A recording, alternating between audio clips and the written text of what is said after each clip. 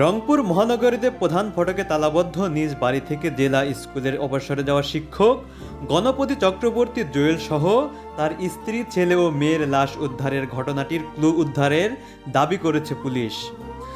মাদক সেবনের সময় দেখে ফেলায় পরপর তাদের হত্যা করে দুই মাদকসেবী, পরে স্বর্ণালংকার লুট করে নিয়ে যায়। হত্যাকাণ্ডের পর বাড়িতেও ইয়াবা সেবন ও গোসলও করেন খুনিরা।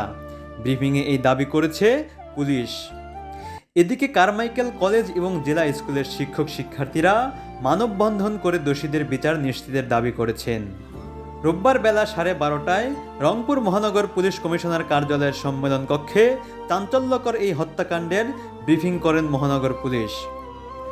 কমিশনার মোহাম্মদ আব্দুল মাবুদ দাবি করেন, এই ঘটনায় মাসোয়াপাড়া এলাকার সিদ্ধার্থ দাস ও মুগ্ধ দাস নামের দুইজনকে গ্রেপ্তারের পর খুনের মোটিভ স্পষ্ট হয়েছে।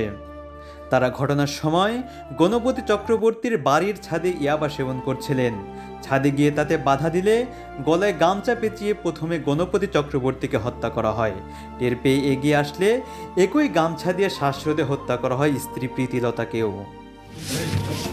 মুগ্ধ দাস এবং সিদ্ধার্থ পাশের বিল্ডিংয়ের উপর দিয়ে ওনাদের ছাদে আসে। ছাদে এসে ওই ছাদে বসে তারা নেশা করে, ইয়াবা সেবন করে। ইয়াবা সেবন করাকালীন গণপতি স্যার, আমাদের ভিকটিম গণপতি চক্রবর্তী স্যার যখন উপরে সাউন্ড শুনে তিনি উপরে যান। খালি গায়ে ছিলেন, কাঁধে একটা গামছা ছিল। আসামিরা তাদের পরিচয় প্রকাশ না করার জন্য, সমাজে তাদের যেন পরিচয় প্রকাশ না হয়ে যায়, তাৎক্ষণিকভাবে ওই স্যারের গলায় যে গামছাটা ছিল সেই গামছা দিয়ে পেঁচিয়ে ওনাকে সেখানে হত্যা করেন। গণপতি চক্রবর্তী স্যার যখন স্যারকে খুন করা হচ্ছে তখন উনি বাঁচার জন্য আপ্রাণ চেষ্টা করে এবং কিছু শব্দ হয়।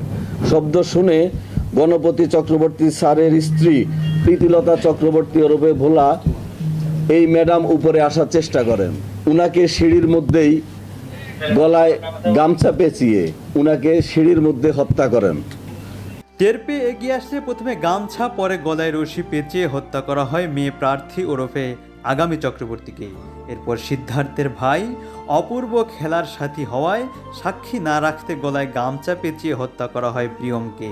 উনার চিৎকার চেঁচামেচিতে উনার মেয়ে প্রার্থী চক্রবর্তী বয়স 25, সে যখন এগিয়ে আসে প্রার্থী চক্রবর্তীকে তারা খুন করে গামছা পেঁচিয়ে।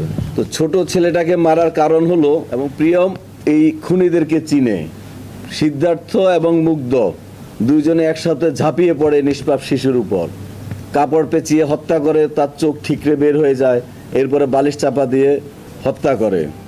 ব্রিফিংয়ে কমিশনার দাবি করেন, হত্যাকাণ্ডের পর সকালে ওই রাতেই আরেকটি ইয়াবা সেবন করে তারা, খান খেজুর ও শশা। এরপর ঘরের সব আলমিরা খুলে লুট করেন স্বর্ণালংকার। এ সময় আগুন দিয়ে পুড়িয়ে একটি স্বর্ণের চুড়ি পরীক্ষাও করেন তারা। গোসল করে দুপুরের দিকে বাড়ি থেকে বেরিয়ে যান।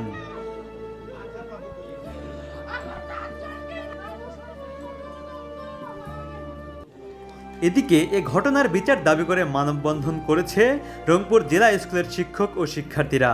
তারা পুলিশ কমিশনারের কাছে স্মারকলিপিও দিয়েছে। একই দাবিতে মানববন্ধন করেছে কারমাইকেল কলেজের শিক্ষার্থীরা। বৃহস্পতিবার ভোররাতে নগরীর মাসআপাড়ায় তালাবদ্ধ নিজ বাড়িতে খুন হন রংপুর জেলা স্কুলের অবসরপ্রাপ্ত শিক্ষক গণপতি চক্রবর্তী।